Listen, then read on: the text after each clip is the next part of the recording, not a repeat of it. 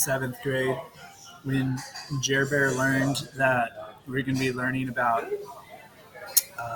1 John chapter 2 today. He sent me a bit of a snarky message on Remind. It's like, oh, Mr. Bruce, why are your lessons so boring? I cannot even believe how boring they are. They put me to sleep. Right when I wake up in the morning, I click on the video, I see your face, and then I fall back to sleep. Jerry, learning about eschatology is not the end of the world.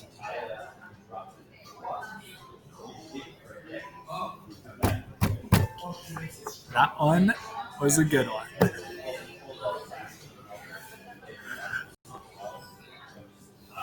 You know what? I said that joke in public and nobody around me is laughing right now, but I don't even care because that was a great joke. Feel free to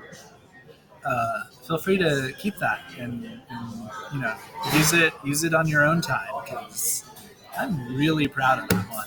Thanks for setting me up, Jerry. All right. We are on 1 John chapter 2. Okay, so just a quick recap. 1 John chapter 1, John attacks these Cerinthians. He goes at them. He goes at the Gnostics. He goes at the false teachers, but especially the Cerinthians. And he attacks them both in their teaching and by the way they live their personal lives. He says, these are not good people. Don't listen to them. All right? And then he makes a transition to talking about sin. It's very hard to understand John's epistles and his gospel and the apocalypse sometimes because of John's weird writing style.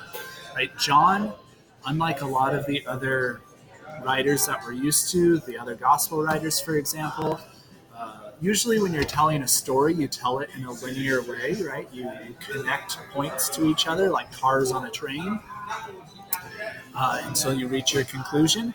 John doesn't do that. John just kind of like wanders from point to point. Some people have described John's writing style as kind of like a spiral, right? He just kind of drifts in between points and you don't really know where he's going and it's kind of hard to remember what he's talking about at different points of his epistles and his gospel and the apocalypse. So if you struggle with understanding John, that's probably why. The points he's making are not very difficult. What is difficult is organizing them inside of your head because the way John presents them is not organized at all, right? This is probably the reason that John is probably my least favorite author of the New Testament. Not because of anything he says, of course, but because of the way the information is presented. It's really hard to track, especially if you're used to reading Western literature like I am.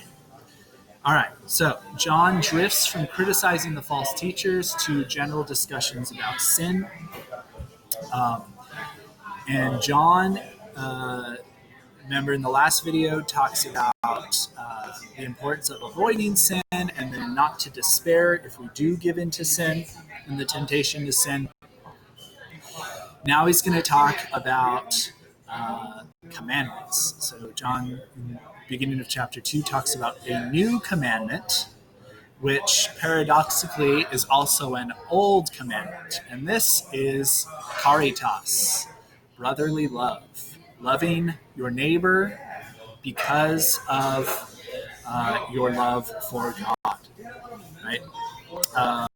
Let me scroll back up here. So he's talked about divine filiation so far. He's talked about being united to God. He's talked about caritas. He hasn't talked so much about faith yet. We'll get to that later. But yes, now we're on caritas, which is at the beginning of 1 John chapter 2. He's going to focus on brotherly love. He says this is both an old commandment and a new commandment. And when you read the verse, it's kind of like, huh? What is he saying? How could something be an old commandment and a new commandment? Well, it's a new commandment because Christ renewed it. He made it real by his life and death and resurrection. He renewed it.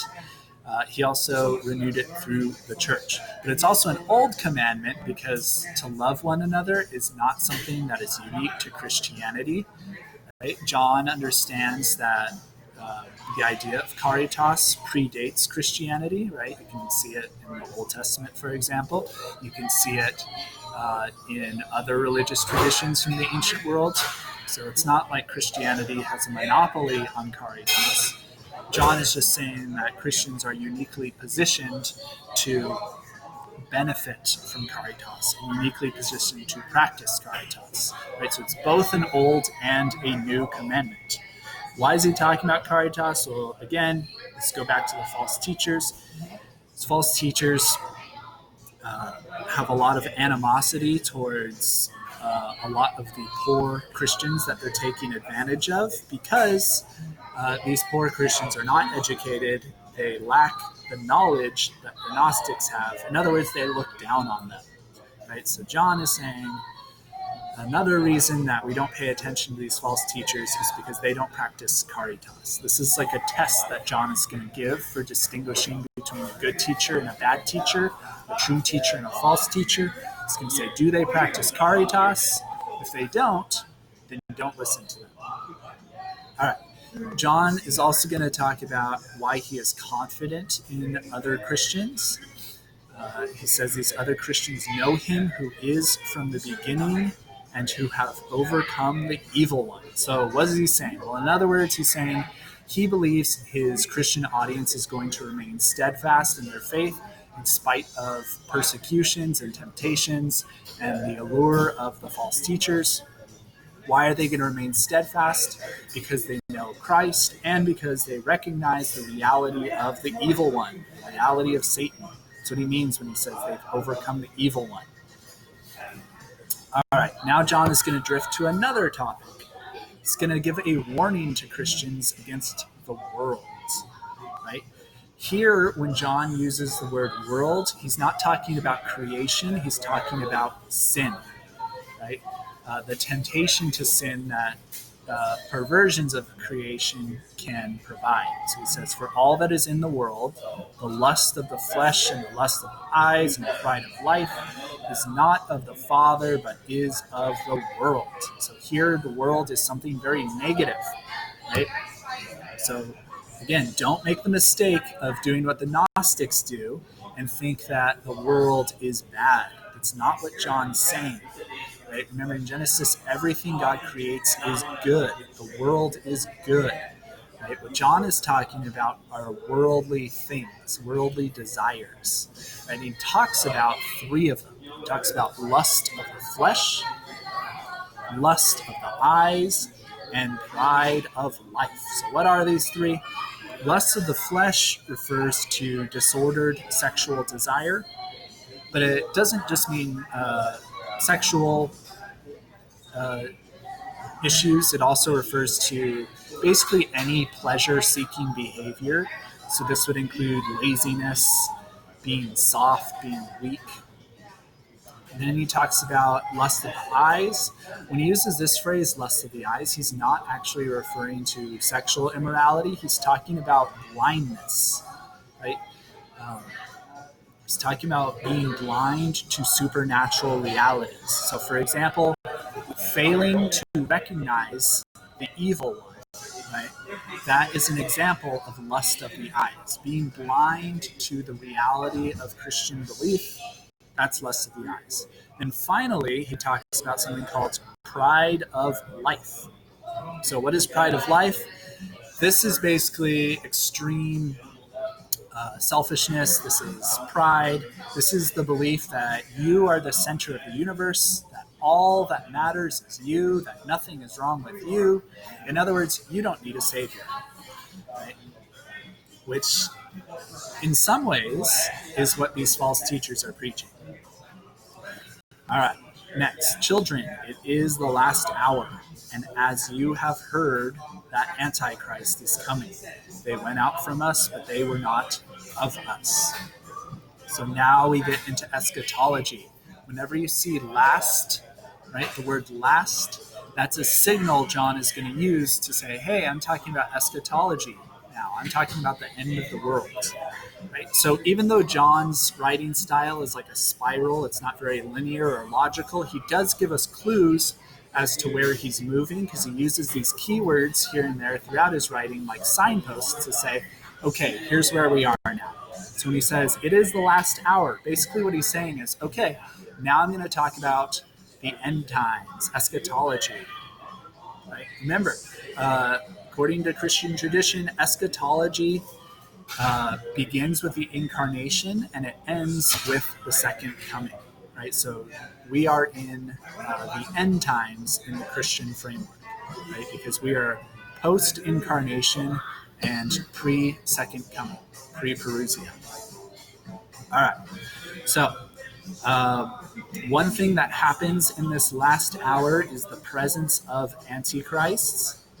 So, Antichrist is a term that John coined. It's a very broad term. Unfortunately, we have a very specific idea of what Antichrist means today, but the way John used it, he intended it to refer to a variety of forces, not just one singular force. And John uses this term in its most basic sense, and that means anything that oppresses Christianity. Right? So anything that is oppressing Christians or Christianity or the church is an antichrist. That's what he means here. And here he suggests that there's actually going to be many antichrists. He refers to an antichrist here in 1 John. He refers to antichrists in the Apocalypse. He refers to antichrists in a variety of different contexts, a variety of his writings. Right? So what type of antichrist is he referring to here? He's referring to, of course, false teachers. Right? Remember, this is what this letter is about. It's about attacking false teachers. So he says these false teachers went out from us, but they were not of us. What does this mean? This means they're originally from these early Christian communities. But they are no longer Christians because they reject Christianity's basic ideas. So the Cerinthians, remember, Cerinthians are a type of Gnostic who believe in the resurrection, for example. They believe in the Trinity, but they reject the incarnation. Right? They reject the idea that Jesus and Christ were one and the same. Right? So John is saying they started off as Christians, but they left us when they adopted these heretical ideas, when they said that Jesus and Christ are not the same. All right. So who is the liar but he who denies that Jesus is the Christ? No one who denies the Son has the Father. He who confesses the Son has the Father also. So this is a very clear attack on the Cerinthians specifically. He's saying explicitly Jesus is the Christ. He's the Messiah. He's the Son of God. Right?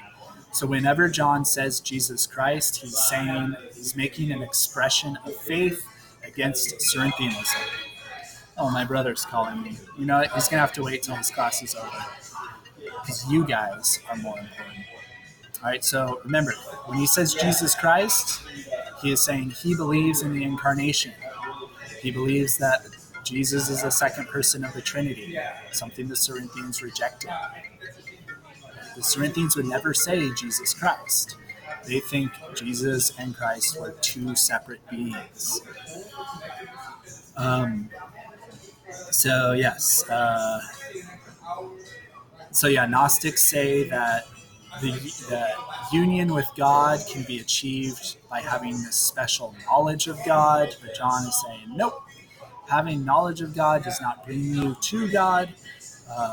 Union with God is attainable through Jesus Christ and Christ alone. Right? And so he says this phrase, Jesus Christ, describes the union between the second person of the Trinity and the personhood of Jesus. Another layer here is that in the incarnation, God came to us. Right? We don't go to God, God comes to us. Right? We receive grace from God, and we can cooperate with that grace, but we don't we don't achieve unity